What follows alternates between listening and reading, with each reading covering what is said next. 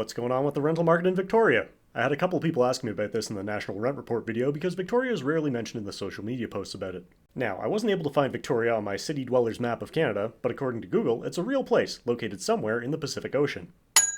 And we do have data on it. First, let's take a look at the overall data. Average rent for Victoria was just over $2,400 a month, which is actually down slightly from last year. If we look at the data over the last 2 years, we can see that while rents in Victoria have fluctuated by hundreds of dollars, rents overall have actually been pretty close to flat in that time. Studios and one-bedrooms are down a little bit, while rents for two-bedrooms have risen. This is kind of interesting because nationwide we've seen the opposite trend in major population centers, where demand for smaller units has been stronger while people looking for more space move farther out into secondary markets. But I guess in Victoria it's kind of hard to move that far out of town unless you're in your Little Mermaid era. Looking at the overall market conditions, the CMHC's annual rental market report, which was just released this week, shows the vacancy rate for apartments has increased to 2.6%, up from 1.6% last year and 1% back in 2021.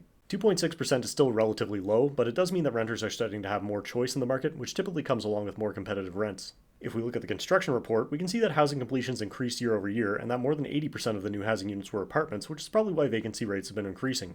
On the other hand, housing starts were down year over year, so it's possible that the rental market could start tightening again a few years down the line. So, what have you seen happening with rents in Victoria? Do you think it's worth the price to live in the hometown of Canadian luminaries such as Emily Carr, Steve Nash, and Nelly Furtado?